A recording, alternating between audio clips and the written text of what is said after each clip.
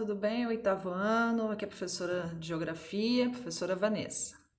No caderno 2, que a gente vai estudar agora de Geografia, vamos falar primeiramente de aspectos naturais do continente americano, que seria o nosso continente, tá? Que abrange o do Norte, Central e Sul. Eu vou dar uma pincelada na parte da América do Sul e vou falar muito pouco da América do Norte, porque na próxima aula eu vou dar foco mais para a América do Norte e América Central.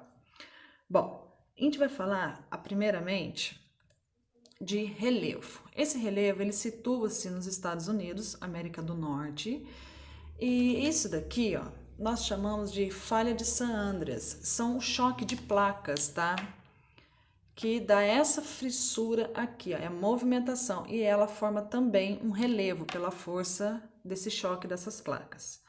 Vou dar uma pequena definição do que é relevo em geral. O relevo americano ele foi formado pela ação de agentes internos e externos. Quando falamos agentes internos, falamos de vulcões, de terremotos, tá? E quando falamos de agentes externos, externos é a questão, pode-se dizer, de um relevo que ele seja feito por rochas sedimentares, tá? Então, se ele é rochas sedimentares, quer dizer que ele foi feito pela ação do vento, chuva, gelo, tá ok? Então, ele é influenciado os agentes internos como falhas tectônicas. Esses agentes internos, como o Grand Canyon, ele foi talhado pelo processo de erosão do rio Colorado, que são o quê? Agentes externos. Tá? O Grand Canyon situa-se também nos Estados Unidos, a gente até vai ver a foto dele no finalzinho. Então, aqui é a falha de San Andreas, se vocês também notarem, essa parte mais, vamos dizer, marronzinha, essa parte seria o relevo mais acidentado, ele é mais alto, né? Altitude bem mais elevada. E essa parte vermelha, essa linha aqui, seria o quê? Aqui que seria a falha de San Andreas, que essas placas se movem para cima e para baixo, uma pode-se dizer se esfregando na outra, tá? Porque elas não chegam a se chocar, mas elas se esfregam com uma força descomunal. E o próximo passo, vamos falar então do relevo. Nós temos aqui a América do Norte, América Central e América do Sul. Como tá pequenininho, a legenda do mapa, a coloração mostra a questão da altitude. Então, as cores mais fortes, esse marrom mais forte, quer dizer que a altitude é muito elevada. Então, nós vamos falar dessa daqui, ó, que se encontra na América do Sul. Ela é a Cordilheira dos Andes, tá? Que é essa belezura de imagem, tá? A Cordilheira dos Andes, ela situa-se aqui na América do Sul, na parte oeste da América do Sul, e ela chega a mais de 5.000 metros de altitude. Então, ela é enorme. A gente pode falar que ela é um relevo e de dobramentos modernos. Por que modernos? Porque o agente que fez a formação dessa cordilheira é o agente interno, porque são choques de placas, tá? E vulcões também. Então, o choque da placa faz com que erga essa parte da crosta, dando formação às montanhas. Na próxima aula, eu vou trazer o vídeo explicando para vocês. A Cordilheira dos Andes é todo... Opa, passei aqui. A Cordilheira dos Andes, ela abrange toda essa parte aqui do território americano, tá? Do sul. E ela pega 7 países aqui, nossos vizinhos. A Venezuela, Colômbia, Equador, Peru, Bolívia, Chile e Argentina. Só relembrando que o Chile e o Equador não fazem fronteiras com o Brasil, tá? Seria só os outros nossos vizinhos.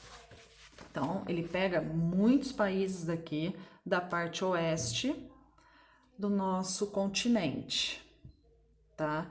E o seu ponto mais alto é o Pico de Aconcagua, situado no território da Argentina. Ele tem 6.962 metros de altitude, que é o quê? A altitude é em relação ao nível do mar, tá? E falando de Brasil, por quê? Brasil não tem montanhas, tá, pessoal? O relevo do Brasil, ele é de depressões, ele é de planaltos, de serras, tá? Mas nós não temos montanhas, porque montanhas ele tem que ser de 3.000 metros acima.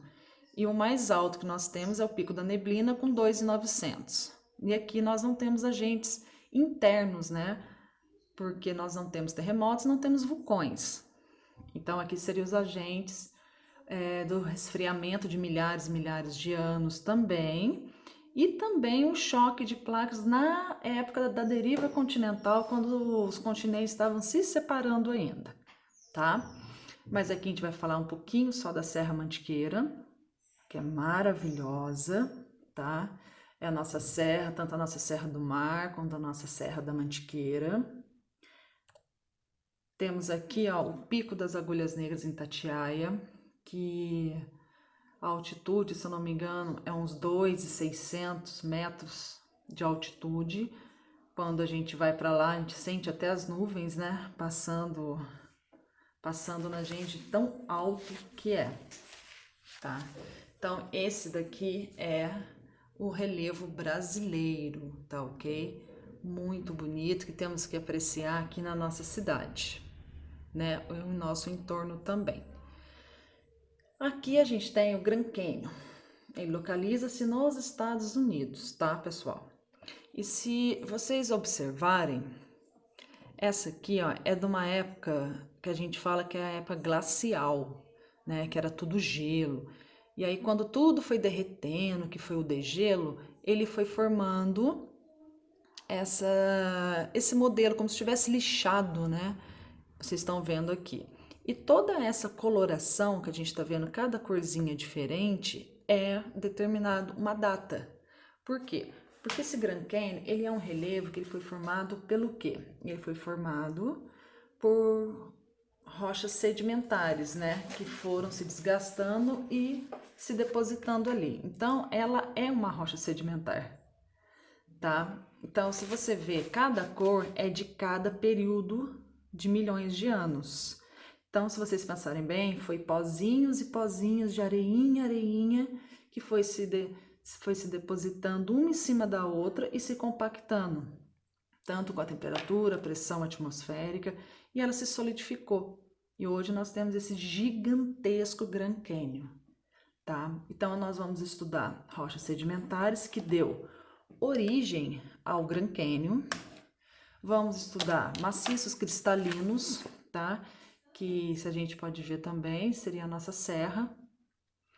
E a gente também tem a questão de relevo, que também é formado por vulcões, tá ok? Que nós chamamos de rochas magmáticas, tá? Então, nós vamos falar um pouquinho de relevos da América.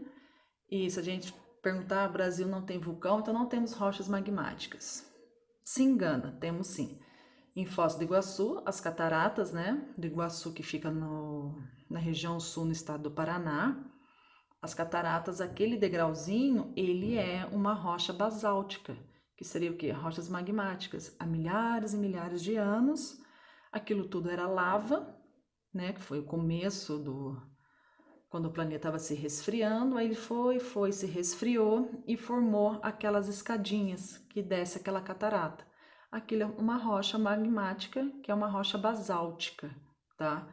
Que é muito mais antiga, que a gente fala que é dobramentos antigos, porque dobramentos modernos têm que ter a ação interna ainda, que seria terremotos e vulcões, tá ok?